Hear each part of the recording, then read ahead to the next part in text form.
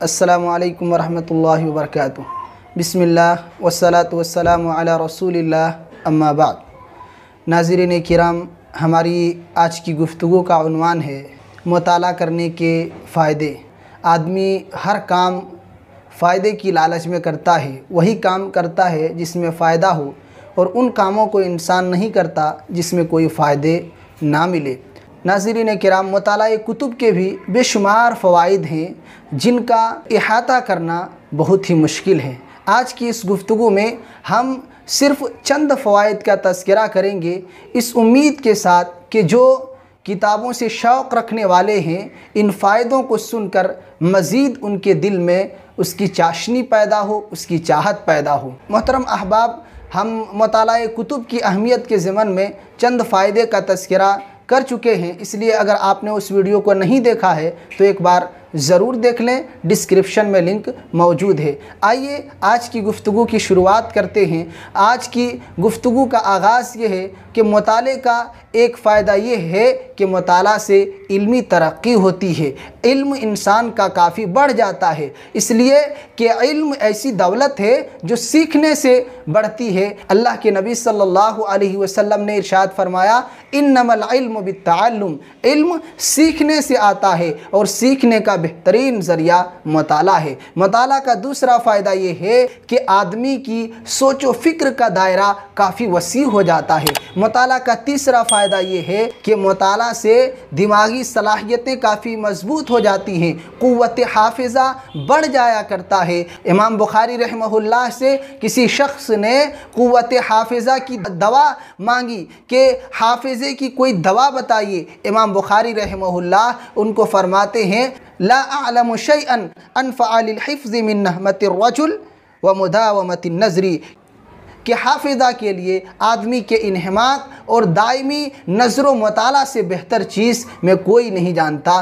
चौथा फ़ायदा ये है कि मुताला एक ऐसी नेमत है कि इंसान मुताला के ज़रिया एक ही बात को मुख्तलिफ़ अंदाज में बयान करने का मलका हासिल कर लेता है। ऐसे ही पाँचवा फ़ायदा मुताला का ये है कि मुताला से याददाश्त बहुत अच्छी हो जाती है और बहुत हद तक भूलने की बीमारी इंसान की ख़त्म हो जाया करती है। इंसान की याददाश्त काफ़ी कवी और मजबूत हो जाया करती है।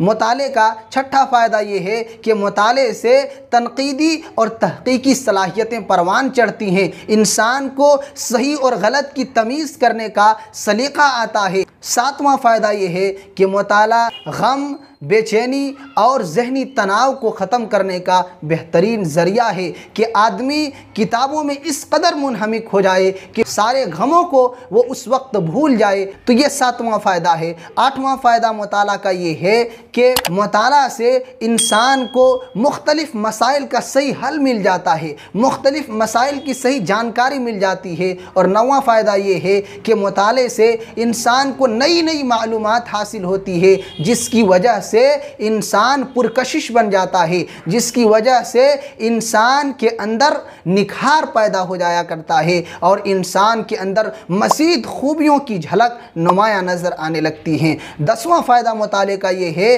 कि दौरान मुताला मुख्तलिफ़ असालिब तहरीर हमारे सामने आते हैं, जिनको पढ़कर लिखने और बोलने का सही तरीक़ा आता है।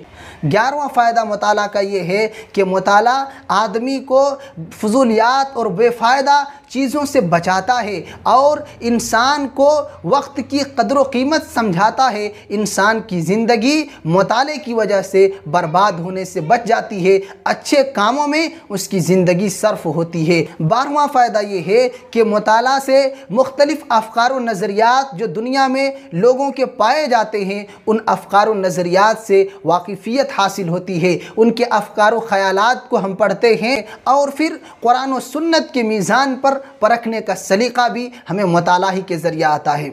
ऐसे ही मुताले का 13वां फ़ायदा ये है कि मुताले से हम घर बैठे पूरी दुनिया की सैर कर सकते हैं, पूरी दुनिया की मालूमात हमारे सामने होंगी मुताले की वजह से। इसलिए एक शायर ने कहा था, बैठकर सैर दो जहां करना, बैठकर सैर दो जहां करना, ये तमाशा किताब में देखा कि इंसान घर बैठे पूरी दुनिया की जानकारी रखता है। ऐसे ही मुताले का 14वां 15वां फ़ायदा ये है कि मुताला इंसान की ज़हनी और अखलाकी तरबियत का बेहतरीन ज़रिया है। इंसान मुताला के ज़रिया अपनी कमज़ोरी और जहालतों का अंदाज़ा लगाता है और फिर उसका ख़ात्मा करता है। तो ये मुताले से इंसान की बेशुमार ज़िंदगी की कमियां दूर हो जाया करती हैं। ऐसे ही मुताले का 15वां फ़ायदा ये है कि बसा औक़ात मुताले की वजह से इंसान को इतना हौसला मिलता है कि वो ये ठान लेता है कि मुझे अपनी कौम व मिल्लत के लिए कुछ करना है। और एक दिन ऐसा भी आता है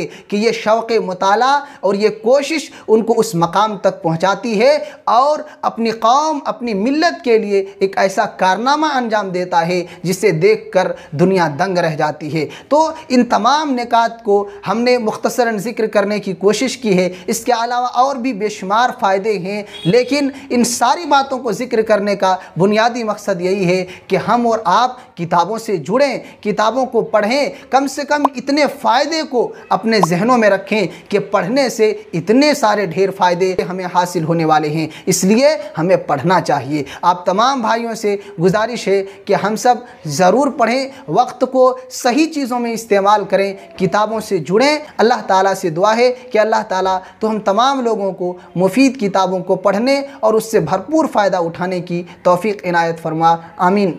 नाज़रीन किराम, अगर आप हमारे चैनल में नए आए हैं तो आपसे गुजारिश है कि आप हमारे चैनल पयाम मोहम्मदी को ज़रूर सब्सक्राइब करें और फेसबुक पेज को लाइक और फॉलो करें और कमेंट करके हमें अपनी कीमती राय ज़रूर दें और ज़्यादा से ज़्यादा अपने दोस्तों अहबाब में सदक़े जारिया की नीयत से शेयर करें। व जज़ाकुमुल्लाहु खैरा।